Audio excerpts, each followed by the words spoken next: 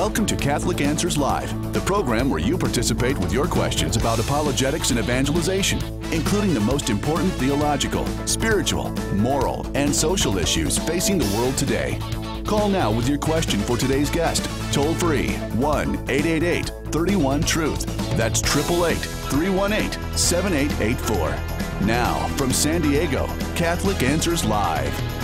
And wow, this is an exciting hour. An hour we've been looking forward to here for some months at Catholic Answers. The chaplain is in again, but this time it's a new chaplain. Father Hugh Barber is our brand new chaplain. I'm so nervous, Father, to be doing a show with you for the first time. Former prior at St. Michael's Abbey of the Norbertine Fathers in Trabuco Canyon, just up the road in Orange County, California. Father Hugh has a BA in Classics from the University of North Carolina, Chapel Hill, a license in Patristics from the Pontifical Institute of Augustinianism in Rome, and a PhD in Thomistic philosophy. We have almost exactly the same degrees, Father. You're gonna. Well, there you go. Yeah, from the Pontifical University of St. Thomas Aquinas in Rome. Is that also called the Angelicum? Yes? Angelicum, right. Yeah. Father Hugh Barber, welcome. Glad to be here. It's very, very nice to have you. So you're settling in as our new chaplain? I am, yeah, just learning the ropes. Yep. Did Father Serpa leave a mess, or was it nice and clean? It was all absolutely as tidy as it possibly could be. I'm sure you wouldn't tell me otherwise. Okay, so He's a Dominican, so he's a Dominican order, so there's not a whole lot of stuff there. yeah, that's actually true with Father, right? He took that very seriously.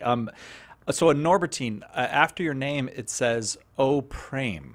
What does that mean?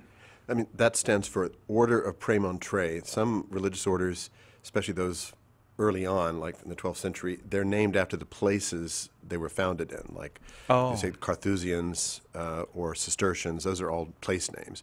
So we were founded around the same time at Premontre in northeastern France by St. Norbert. So the modern term Norbertine comes from our founder, like you say, Dominicans for St. Dominic and Franciscans, the feast day today, St. Francis. So happy feast day to all the Franciscans out there, third, first, and second order, and all the many other orders. They say that's one thing God doesn't know, how many Franciscans there are, Even how many God doesn't. congregations, right? That's one of those things.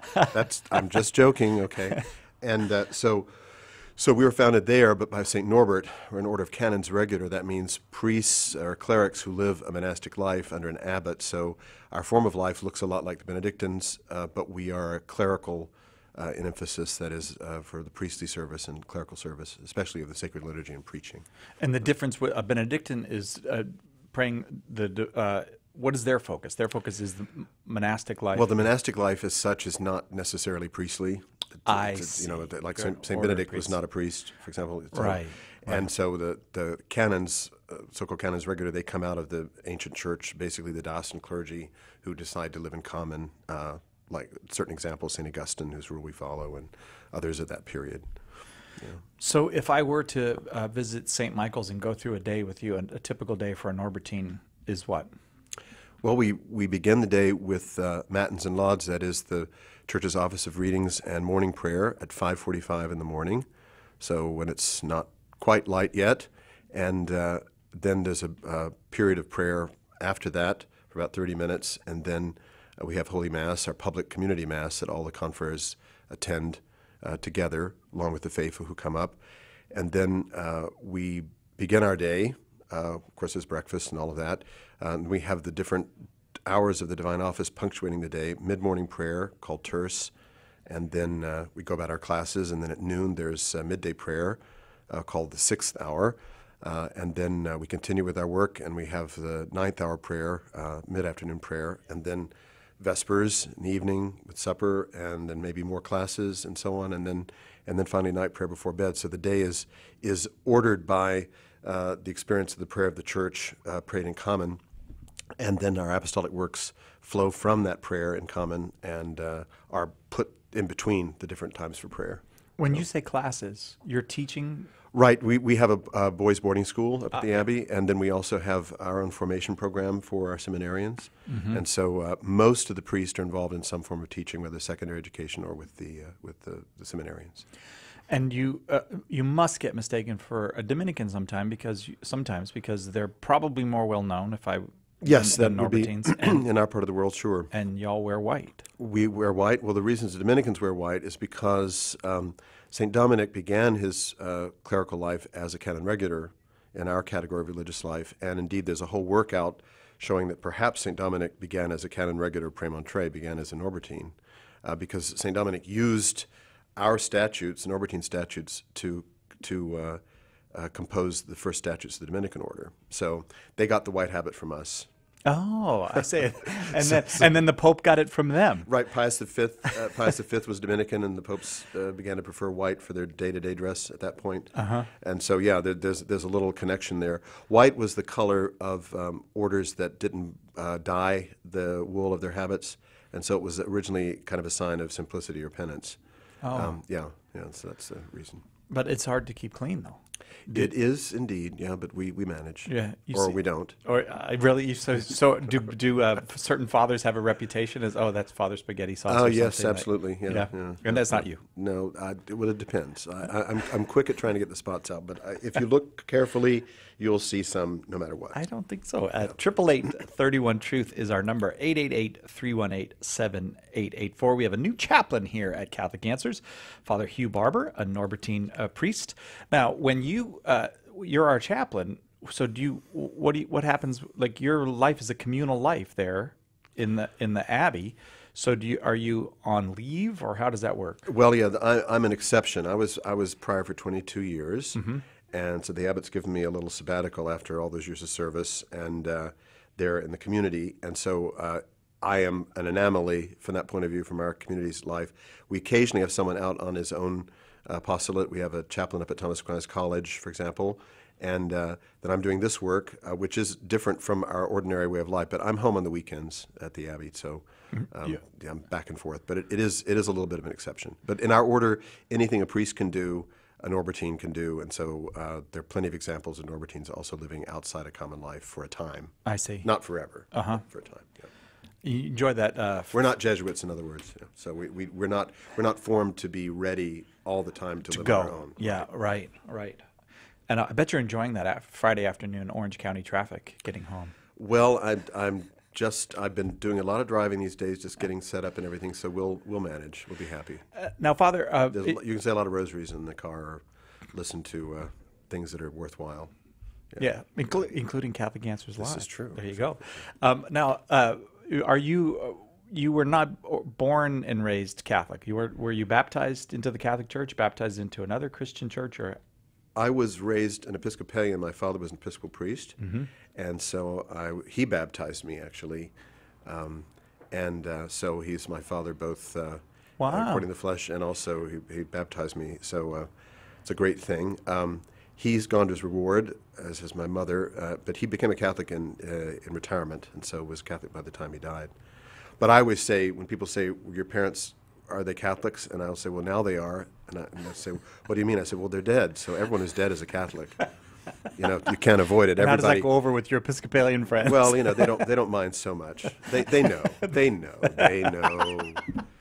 I grew up knowing that. Everybody knew that the Catholic Church was. My father really encouraged my Catholicism, and when parishioners would ask him how I ended up a Roman Catholic, he'd say, well, I taught him too well. And so the man that is responsible for my conversion to Catholicism is my father, who was not a Catholic at the time. So that's a beautiful thing. And now, so I'm trying to I have a little narrative going in my head now. You went to the University of North Carolina at Chapel Hill. Were you already Catholic then? Were you already a Norbertine? I was already Catholic. I became a Catholic in adolescence. Oh, I see. I had very tolerant parents who put up with a lot. Well, they were Episcopalian. Yeah. So you had become a Catholic. You went to university. Was your intention to enter religious life then, or did that vocation come later? Or? I kept trying to enter my abbey from my teenage years, starting, and the abbot and my mother conspired against me and kept saying, no, you have to finish high school, you can't go to minor seminary, no, you have to go off to college. And since they were aligned, there was nothing I could do about it. Because my mother wasn't a typical mother who doesn't want her son to go to seminary. She had the abbot on her side who wanted me to finish my studies first. So I knocked on the door 3 times before I was let in, but I was able to get a lot of school under my belt as a result. I don't want to pry too much, but why didn't the abbot want you? I mean, was there? I've asked myself that many times, but I figured that we should just look at the result of the Yeah, it outcome. worked out okay. It worked out okay. Right. I see. Yeah. So you still have in the minor seminary? Like young men can. No, at that time we had the possibility that you could go to our boarding school and be a high school seminarian, but we didn't continue that program. Although we do get some vocations from our boarding school, but it's small enough so that there should be a single program for everyone. But they have daily mass and confession and very good religious instruction. So anything that someone would want who is interested in a priestly vocation, they could get in the boarding school, but it's not a seminary. Very good. Oh, Father Hugh Barber, our guest this hour, and I think we better take a break right now, but we have lots of callers on the line wanting to speak to the chaplain. The chaplain is in means any question that you have of a pastoral nature, a family nature, anything having to do with the care of souls. Father is here to take those calls this hour, 888-318-7884. We'll be right back with more after this on Catholic Answers Live. This is Dale Ahlquist of the American Chesterton Society, and you're listening to Catholic Answers Live. It might be said that anti-Catholic notions of the Church's history are the original fake news. With all the misinformation being spread, where does one look for the truth? In The Real Story of Catholic History, Professor Steve Weidenkopf gives you the facts on over 50 of the most common misconceptions about Catholic history and shows how to answer them simply and powerfully. Whether it's to answer claims about Catholicism's supposedly pagan origins, old myths about the Inquisition that never seem to go away, or more modern errors that anti-Catholics put forth, The Real Story of Catholic History is an essential resource for every Catholic's bookshelf. Order your copy of The Real Story of Catholic History today by calling 1-888-291-8000, visiting the shop at Catholic.com, or asking for it at a good Catholic bookstore near you. Pope Francis said, all of us are called to mature in our work as evangelizers. We want to have better training, a deepening love, and a clear witness to the gospel. St. Paul Street Evangelization's online School of Evangelization will equip you with the tools you need to be an effective evangelist. We'll ask for a pledge of financial support, but if you're unable to give, we'll set you up for free. Find out more and get involved today at streetevangelization.com. That's streetevangelization.com. Hi, this is Cy Kellett from Catholic Answers Live. It's October, and as we head down the stretch toward the end of the year, Catholic Answers is kicking off the annual winter sale in their online shop with great discounts on all of the books, DVDs, CDs, ebooks, and MP3s we carry. With great new releases on church history, scripture, Bible prophecy, and the saints, the shop at Catholic.com is once again your go-to place for solid Catholic resources, with a store-wide discount in addition. Just enter the promo code WINTER at checkout in our newly redesigned shop, and you'll save 20% off your total purchase. That's right, 20% off hundreds of great Catholic books, DVDs, CDs, ebooks, and MP3s from now until the end of the year. That's shop.catholic.com. Call now with your question, 888-318-7884. This is Catholic Answers Live. Welcome back to this very exciting hour at Catholic Answers Live, introducing and getting to visit with our new chaplain, Father Hugh Barber, Norbertine Father from Orange County, who is, and I have some congratulations are in order because the man who made this happen joins us now, our president, Chris Check. Nice work. You done good. Well, I think it was divine intervention. In fact, what I told the people at the conference when I introduced Father Hugh was that if the Blessed Virgin Mary had appeared to me and asked who I wanted to be our chaplain, I would have said Father Hugh, and then I would have expected her to say, okay, well, give me something I can do, right? I know. No, of course, but it did not come to that. I want to make it clear the Blessed Virgin did not appear to me. The man to thank is Abbot Eugene Hayes, Abbot of St. Michael's, who very graciously and has given us Father Hugh. Catholic Answers deeply values our dear friendship with St. Michael's Abbey, and especially our Southern California listeners in Orange County, LA County, San Diego County. If you've not been to St. Michael's, especially to get out and see the new abbey that they're building, which is going to stand as a beacon and a sign of contradiction for centuries and centuries. But what's your website, Father? What's the abbey's website? It's stmichaelsabbey.com. Oh, very easy. Yeah, Just one word, no periods. Go visit. ST. Yeah, go visit stmichaelsabbey.com and look at the images. That same architect who did Le Barou, is that right? Right. Yes. Yeah, it is magnificent. It's going to be magnificent. But also, Father Hugh Barber will be joining us on our cruise next June, sailing from Budapest on June 8th on the Amasarina. Catholic Answers has booked the entire boat. The whole boat will be Catholic Answers. And also joining us, Archbishop Alexander Sample of Portland, Oregon. So two of the great living theological minds, plus Trent Horn, maybe three of the great theological minds, right? And yours truly. But the price is all inclusive. It includes all the shore excursions. CatholicAnswersConference.com. Excuse me, Catholic Answers Cruise. See, I'm still in conference mode. So CatholicAnswersCruise.com. The other thing I need to tell our listeners: the boat is already half sold. I think there are 33 cabins left. So it's going very quickly. I'm not surprised. This is the first time we've chartered an entire boat. It's state-of-the-art riverboat, Amasarina, 2 years old, I think it is. And like I say, all the short excursions, all the transfers, all your beer and wine, that's important.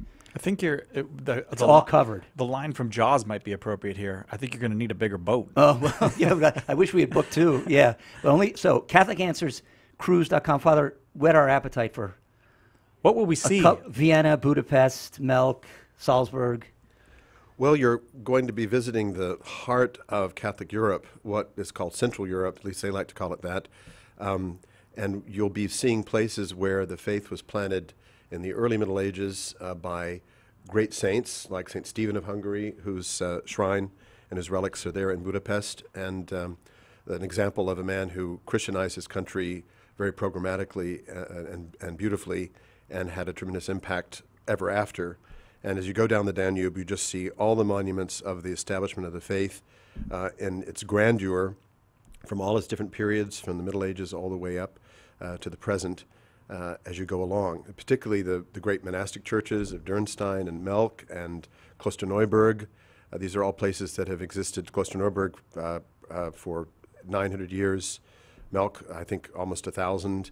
Beautiful places full of the memory of the saints and the power of our faith as it was preached there originally in that part of the world by monks who came from the Celtic world, from the Irish world. And so that the memory of all that is there. Regensburg with St. Henry and his wife, St. Kunigunde, the great holy king. A lot of holy kings on the way. And beautiful scenery. Salzburg, magnificent cities also that are associated with music, with learning, and definitely with the Catholic culture in its most robust form historically, that which was found in those great days of the Habsburg monarchy in Austria-Hungary and the Holy Roman Empire there in Germany. These are things that are not well known to us as Americans, but which really and truly will mean a lot when we see them, and we'll have a lot of aha moments when we begin to sort of put things together as we see all these places that speak so clearly of our faith, but also of our faith's persecution as well. Yeah, I feel bad that you just sprung that question on him and he wasn't prepared with an answer. Well, I think we could probably take the next hour sampling Father Hugh's expertise in this region. Yeah. But and he is well familiar with the area. We couldn't be blessed with a better guide. CatholicAnswersCruise.com. There are only 33 cabins remaining, and I'm delighted to have you here, Father. It's a great gift, and I guess all aboard. And you all need to get back to work. Yes, we will. Right. We'll get back to work. We'll take some calls on the spiritual life. So you said it was an apparition. He said that of Mary that brought you here. Is that well? Did I hear that wrong? Chris Check should stop talking that way. Our Lady might appear to him and complicate his life if he's not careful. I know, it never gets simpler when she comes, does it? No. There's always work to do. So watch out. 888-318-7884 is our number. Father, you ready to take your first call as chaplain of Catholic Answers? Yes, yes. All right, let's go to Karen in Victoria, Texas, listening to EWTN on Sirius Satellite Radio. Karen, your question for Father Hugh Barber. Yes, this is probably pretty simple, but it seems like I've gotten conflicting answers. My daughter was married by a justice of the peace, and it didn't last, of course. She was young, 19. And so I don't know if he was baptized, but she was born and raised Catholic. But that didn't last, so now she's remarried, again, by a justice of the peace. But what I need to know is, does she need an annulment? Because she wants to make everything right and be good with the church. So does she need annulment from her first marriage? Yes, well, Karen, and thank you. You're my first question ever, so congratulations. So I'll do my best on this one. So your dear daughter married civilly twice, and so neither of those marriages is recognized by the church because it lacks the form of marriage that is required of Catholics. So there's no problem with those. There doesn't need to be a case to prove that the marriage was null.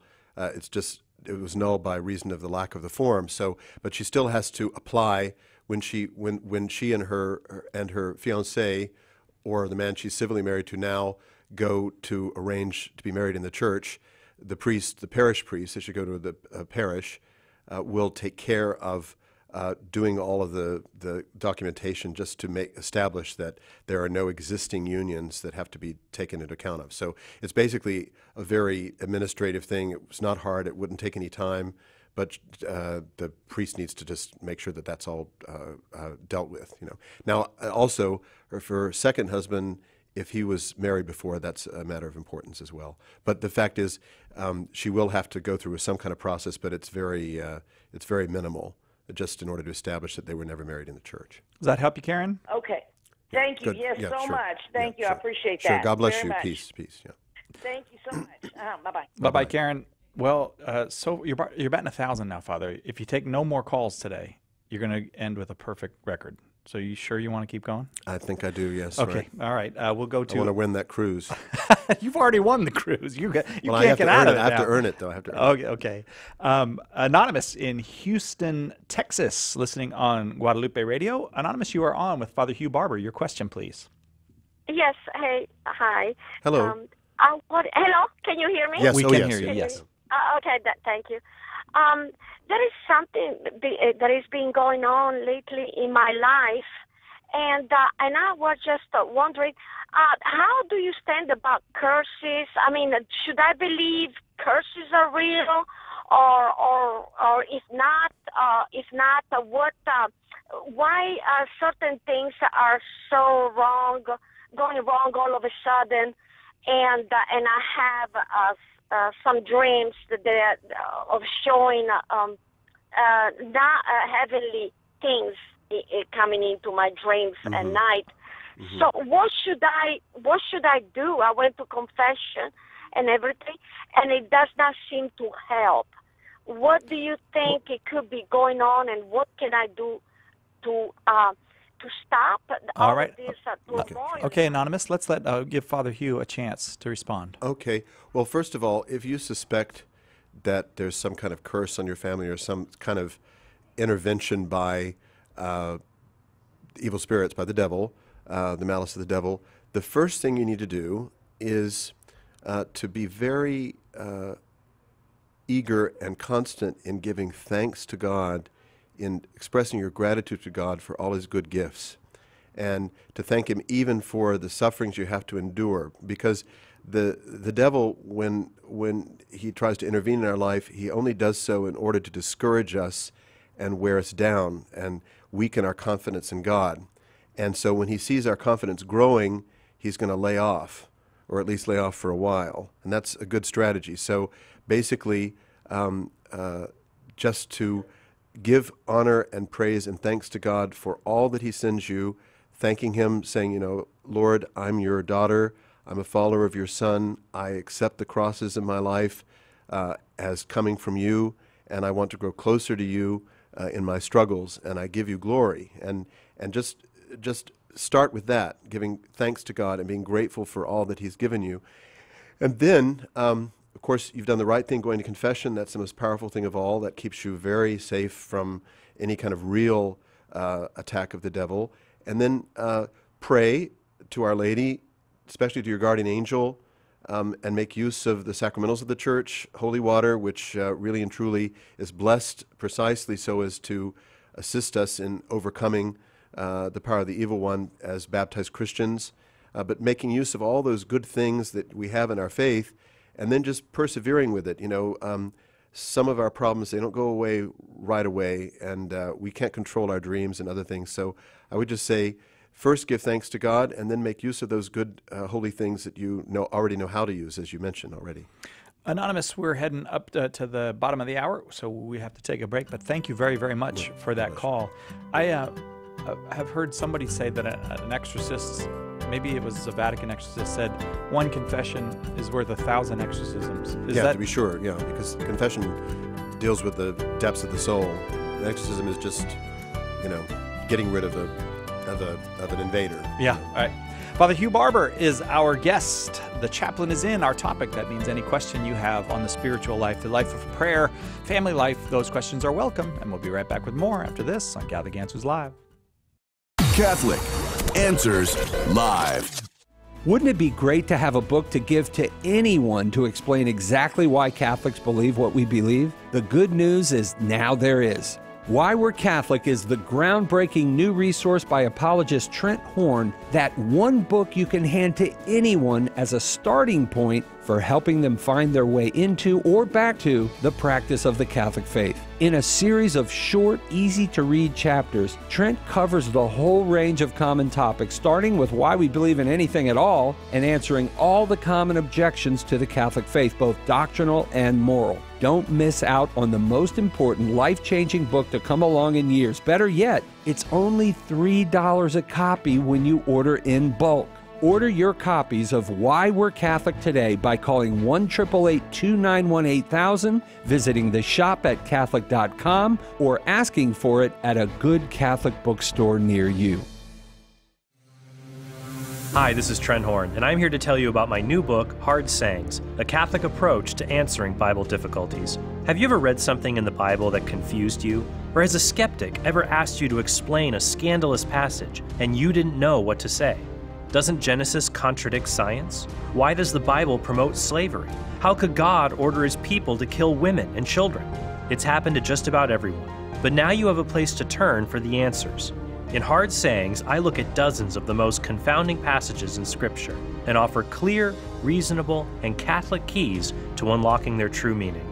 After reading this book, you'll be equipped to answer the toughest questions skeptics ask about the Bible. So don't be left without an answer again. Order your copy of Hard Sayings today by calling 1-888-291-8000, by visiting the shop at Catholic.com, or by asking for it at a good Catholic bookstore near you. Colin Donovan. Entering university, I had the religious understanding of someone catechized in the 1960s. That changed when a fellow freshman asked me if a Catholic could use the pill. My uninformed answer was, sure, why not? I then went and read Pope Paul VI's encyclical Humanae Vitae and concluded, this is truth. I've never looked back in my love of our Catholic faith since. Open Line with Colin Donovan, Friday, 3 p.m. Eastern on EWTN Radio.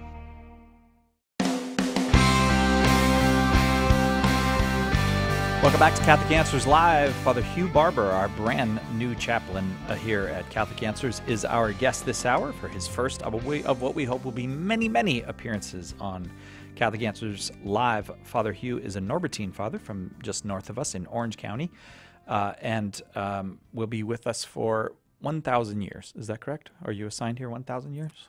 Or if you go by the hymn, that is only the beginning. Oh, that's right. When you've been here 1,000, that's just right. Keep going. Amazing Grace will just keep going for 10,000 years at least. Camille on Facebook has a question, Father, and thank you to everybody who watches on Facebook or YouTube or Periscope. And I guess maybe this is related. I think yesterday or the day before the Feast of the Guardian Angels. How long ago was it? Second Monday. Okay. So she says, do you have to be baptized to have a guardian angel? No. There are different opinions about when one gets a guardian angel, and one opinion was that only the baptized have them, but that doesn't make any sense because the purpose of a guardian angel is precisely to guide us to baptism and all that follows it, to everything that regards our eternal salvation. So every human being has a guardian angel from the day of his or her birth, right? And so that's a common teaching of the Church. It's found in the Catechism. It's not defined as a dogma, but it's so much part of a tradition that the Church celebrates their feast day, and we know that God assists us with His angels, enlightening us and guiding us along the way to salvation. So it's everybody. And what's my guardian angel's job? I mean, like sometimes I might be offended at my guardian angel if I stub my toe or something. But do I get physical protection from my guardian angel? Just spiritual help, or what is it? You get any form of protection or enlightenment or assistance or correction, even that is in view of your eternal salvation. So it's the guardian angel is not a genie giving you 3 wishes or something like that. Is there. If the guardian angel protects you physically, it's in view of your eternal salvation, and they mostly help us by shedding some light on some of our thoughts, imaginations, and feelings that we already have, trying to direct them, indicate to us the way in which we should go, and so they tempt us, you might say, to do good. I see. Yeah, as opposed to tempting us to do evil. Right. Helping us see the appeal of good. All right, we go now to Pablo in Atlanta, Georgia, listening on Immaculate Heart Radio. Pablo, your question for Father Hugh Barber. Hello, Father Hugh. Hello, Pablo. And hello, Sai. Hi. I just had a question regarding, is it only a Catholic priest that the one that can perform an exorcism? Well, the simple answer to that question is yes, but there are some other considerations that might go along with it. So we can simply say that in the Church, a formal exorcism using the liturgy of the Church, the rite of exorcism, can only be performed by a priest, and not any priest, but a priest who has the authority of his bishop, whose bishop has delegated him to do so. And so because he needs to meet certain requirements of learning and virtue and so on in order to perform that function.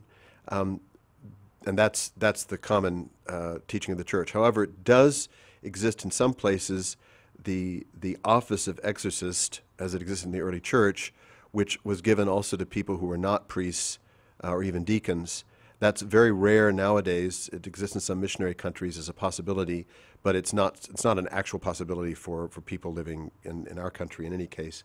And so, yes, for a liturgical or solemn church exorcism, there's required a priest. However, every member of the faithful, in making use of the holy name of Jesus and in devotion to the angels and use of the sacramentals, can equivalently drive away or protect themselves or others from the power of the evil one by using the means that are at their disposal, but never in that formal way, but only simply as a member of the faithful, protected by their union with Christ and their confidence in the use of the means of grace. So I hope that's a clear enough answer for you there. Does that help, Pablo? Yes, because my friend told me that like anyone who believes in God, or he was citing when Jesus said to the disciples, cast out demons, and some so like when he said, not everyone who calls me Lord, Lord, is saved, but we cast out demons in your name, but he's going to tell them, so that was his context. So in other words, he was saying, like, even if you're not a Catholic or you're just anybody who believes in God, you can cast out demons. So I wasn't. That doesn't sound like well. Right. Our Lord commissions people to do these things, and so we can assume that when someone casts out a demon, that they are commissioned to do so by the Lord. Whether they are faithful to Him ever after is another question. But let's just say the image we could use is this. Can anyone fight a war? Yeah. Can anyone go to battle? Yeah. But generally speaking, we rely on those who are trained for battle, on our Army and our Navy and our Air Force to fight battles with big enemies. And so we have people who are commissioned and trained to do that. By accident, of course, and sometimes by necessity, an individual might defend himself from an aggressor without the help of the police or the military. The same thing goes with demons. You don't engage them without the security of the church's direction. And so, yes, it can happen because it's just one person fighting another, a human person with a body having to fight against an evil spirit. But that's to do that in a formal or deliberate way, engaging them in combat, if you will, in that formal way, that's just for the priest commissioned by the bishop. But as I said, you can always use the means of prayer that are available to all Christians, particularly the Holy Name, the Holy Cross, the Holy Water, the devotion to Our Lady, and the saints and angels. Pablo, thank you very, very much for that call. Father Hugh Barber, our guest, the chaplain is in, means any questions of a pastoral nature, we are happy to take them today. We go now to William in East Aurora, New York, listening on the Station of the Cross. William, your question for Father Barber. Hi, Father. Hello. So I came across in church a novena to St. Jude, and it was handmade. I mean, it was typed on a piece of paper and copied, and the prayer I'm familiar with and saying novenas I'm familiar with, but at the bottom of this one was a statement that said the novena to St. Jude must be said 9 consecutive days, 6 copies of the prayer must be left in church each of the 9 days, and the petition will be granted on or before the 9th day. This prayer has never been known to fail. So it gave me, a somewhat unsettled feeling to the wording of that and the promise of that, because of course I could be praying for something that, should God choose to help me with this, it might take years, Mm-hmm. It wouldn't be something that would happen in 9 days. Right, exactly. Yeah. Well, let's let Father take a response to that. Yeah, I've seen those St. Jude novenas before. They pop up in churches here and there, and the prayer itself on those is usually not too bad, the actual prayer, but the directions and the claims that go along with it are just simply not sound. It's not our Christian understanding of prayer. That material repetition by itself or making copies and will guarantee your request. Because when we pray, the first disposition we have after praising God is, "Thy will be done." And so we pray in order to be united to God's will, and His will is that we accomplish certain things through prayer, and that's why we pray. But we don't try to guarantee to ourselves that we're going to get what we want as a disposition for prayer. So I would say with St. Jude, of course, his intercession is very powerful. People go to him for difficult and desperate cases. That's the tradition, and that's all very good. And I would do it myself. But that's in the category of real superstition. That is a use of religious things that is contrary to the right worship of God and the reverence to the saints. So you're right to be uncomfortable with it, and you should probably just tell the pastor about it, remove those things, and give it to the pastor, because parish priests also don't want to see those things piling up in the churches, misleading people. Was that your suspicion, William, that it seemed superstitious? Yes. Yeah. Well, it sounds like you were right on the money, William. We have to take a break now. Thank you very much for that call. We'll be right back after this with more Father Hugh Barber, our new chaplain on Catholic Answers Live. Call us now with your question on Catholic Answers Live. Hey everyone, guess what? It's October, and that means Catholic Answers is kicking off the annual winter sale in their online shop with great discounts on all of the books, DVDs, CDs, ebooks, and MP3s that we carry. With great new releases on church history, scripture, Bible prophecy, and the saints, the shop at Catholic.com is once again your go-to place for solid Catholic resources, with a store-wide discount to boot. Just enter the promo code WINTER at checkout in our newly redesigned shop, and you'll save 20% off your total purchase. That's right, 20% off of hundreds of great Catholic books, DVDs, CDs, ebooks, and MP3s from now until the end of the year. That's shop.catholic.com. Homeschool Connections, an online provider of courses for your Catholic homeschool, is a sponsor of Catholic Answers Live. Homeschool Connections website is homeschoolconnections.com. The Catholic Answers Minute. I'm Father Vincent Serpa. In Luke 9:57, someone exclaimed to Jesus, "I will follow you wherever you go." He responded, "Foxes have dens, and birds of the sky have nests, but the Son of Man has nowhere to rest his head." In responding to the initial enthusiasm of some others who stated their commitments with some strings attached, he said, "No one who sets a hand to the plow and looks back to what was left behind is fit for the kingdom of God." The Lord does recognize our personal agendas, but His agenda must always come first.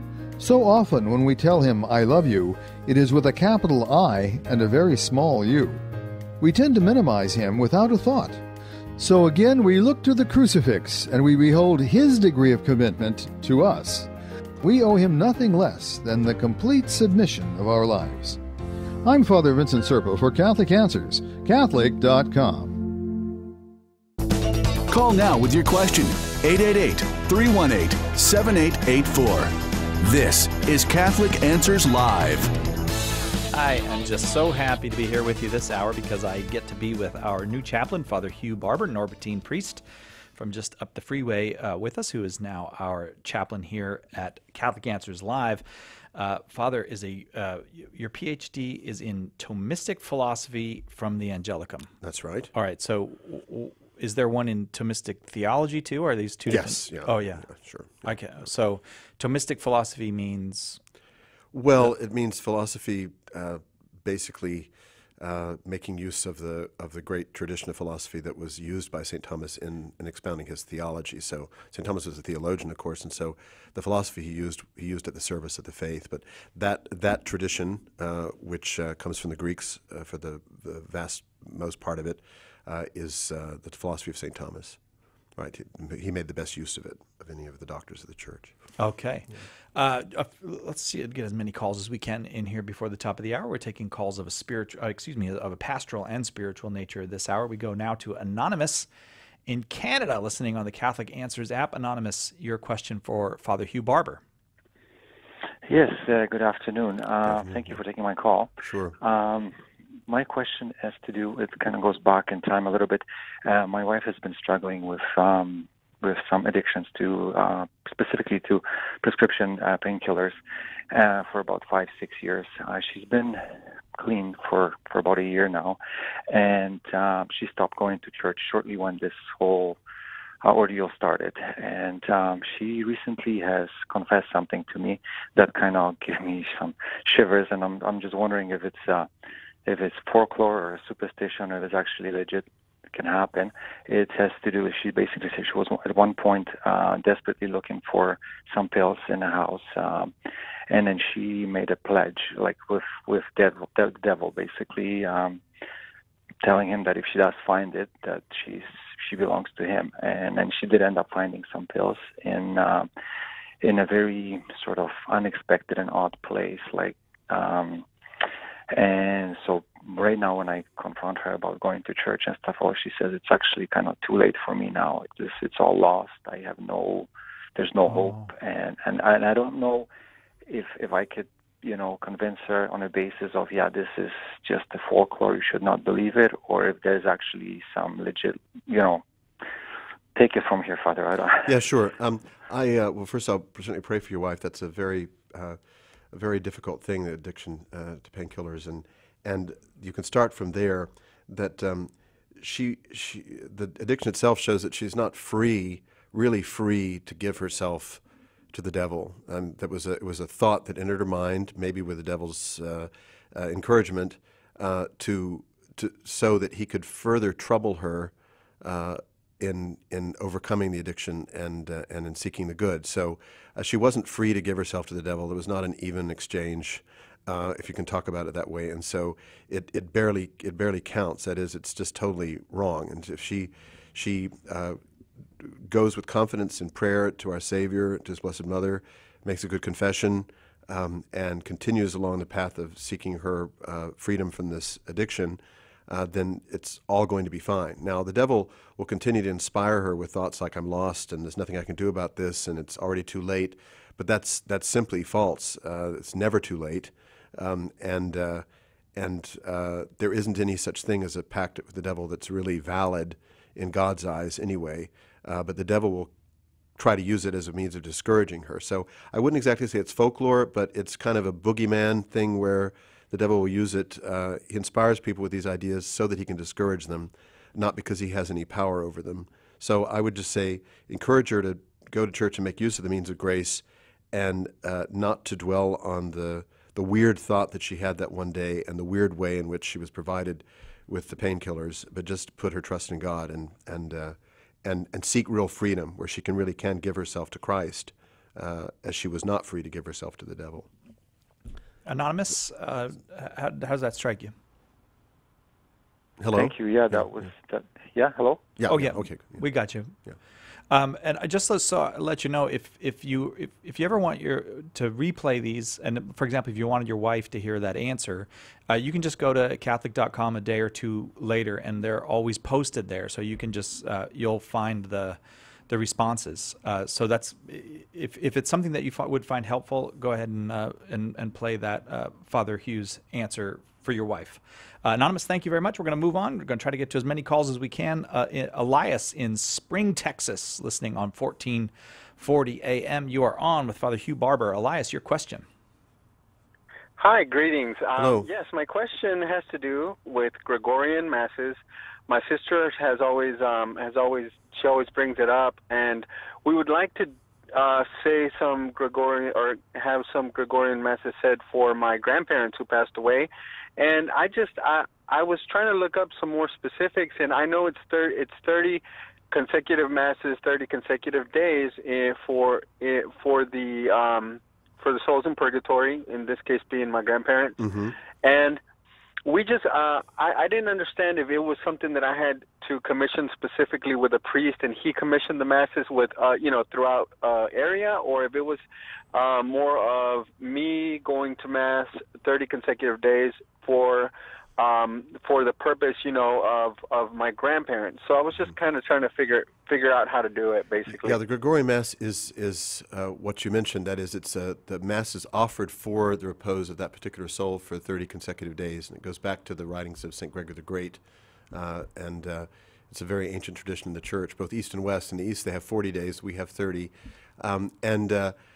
so that you'd have to approach a priest for that. Most parish priests aren't free to do 30 consecutive days, so you need to apply to some monastery or abbey of priests. Usually, monastery of priests is where you would be able to get a Gregorian Mass offered, but you probably could find something online. My abbey does Gregorian Masses, and so do many others, where the priests are free to take the intentions. But certainly attending Mass 30 consecutive days is a very laudable thing just on your own to pray for your departed grandfather. But it's a very, very good thing to do. But the Gregorian Mass itself is offered by the priest. So, yeah. Thank you very much, Elias. Going to keep moving again because I want to get as many people in with Father Hugh as I possibly can. Riley in Ann Arbor, Michigan, listening on 990 FM. You are on with Father Hugh Barber. Your question, please. Yes. So I'm dating a non-denominational Christian girl, and I've been trying to introduce her to a lot of Catholic values and bringing her to Mass and all that. And I have not quite talked with her about the rosary yet, and I know it's something that has impacted my spiritual life quite a bit. And I can almost kind of predict her answer, that she would say something along the lines of, well, why do I have to use something like that when I can just pray to God directly and just pray with my own words rather than like predetermined prayers. So I was wondering if there's a way to explain that very concisely and show that there's an advantage of using the rosary as opposed to, I guess, traditional prayer. Well, it's a pretty simple answer in the sense that with the rosary, you're engaging all the different aspects of your human nature. And certainly, we're always free to pray in our own words, and indeed we can even during the rosary, because the prayer of the Hail Mary, the prayers that are repeated, fix our attention and move us along, but our mind is free to meditate upon the mysteries of our Lord's life and to ask for the graces that we need from those mysteries, considering them. And so there's a great deal of freedom in the recitation of the Rosary, but the repeated Hail Marys, although you could focus on them, they also simply maintain our attention as our mind then is free to consider these holy things. So it takes into account our imagination, our memory, our bodily movements, the use of our mind. So it keeps it all going so that it focuses and makes the prayer more complete, a complete use of all the powers of our human nature. The repetition part is no problem. Of course, that's brought up very often by Protestants, and that's what you mean by non-denominational, I imagine. But this is very different because we're not simply believing that by repeating something our prayer is heard more, but rather we're using the prayer as a means of deepening our attention and awareness and concentration. So it's a very different thing from just saying something over and over again, because we know God understands what we mean. But I'd say, you could even ask her, well, what about the Scriptures? That's a set bunch of words about God. And you could say, why doesn't God just reveal Himself to you personally in your own words? Why do you have to have this book that has these set words and only these words? You can ask that question about a lot of aspects of our faith where we have things that are set or arranged by God's providence and are good for us for that very reason, so we can go to them easily.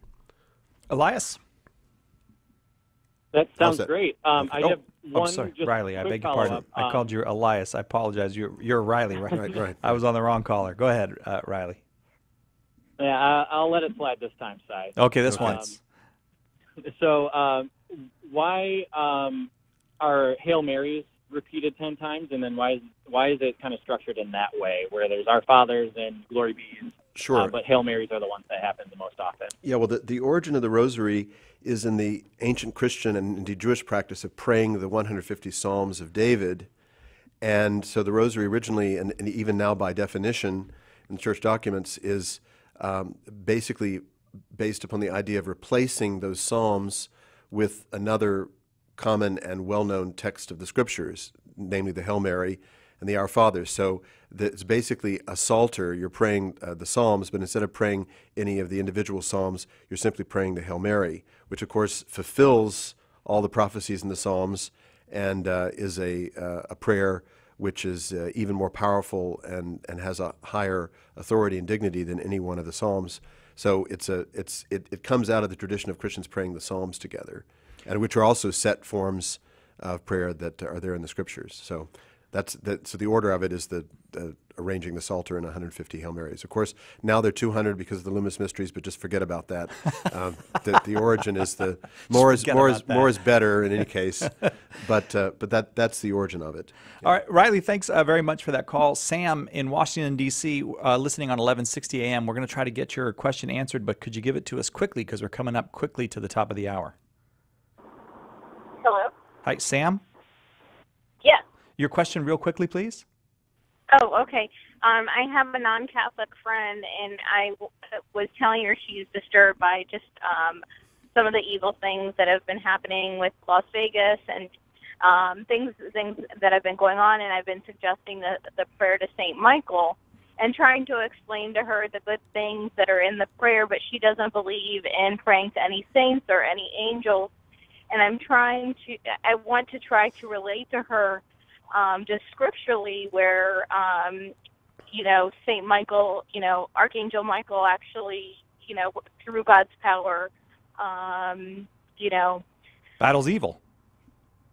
Right, exactly. Yeah. Okay. Right. Yeah. So it's simple in the sense that the Scriptures make it very clear. It's in Daniel. It's in the Epistle of Jude. It's in the Book of Revelation, the Apocalypse. That St. Michael is of the angels. He's the angel who's principally deputed by God to protect the people of God, that is the church, throughout their history, both in the Old and the New Testament, all the way to the end, all the way to the end times. And so God makes use of this mighty Spirit, and it's very clear in the Scriptures that He does so. You just show her Apocalypse 12 and say it's okay to ask a person for help, and St. Michael's is a person. I'm sorry we had to go real quick on that answer, but Father Hugh Barber, I really enjoyed our first hour together. Well, it went by very swiftly. It did, yeah. That's because we were having fun. May we have your blessing before we go, Father? Benedictio Dei Omnipotentis, Patris et Filii et Spiritus Sancti, descendat super vos et maneat semper. Amen. Amen. Again, Father Hugh is our new chaplain, so we hope you'll be hearing lots and lots from Father Hugh. Tomorrow, Thursday, 2 hours, open forum. Any question you have on the life, the faith, the history of the Catholic Church is welcome then. God willing, we'll see you then on Catholic Answers Live.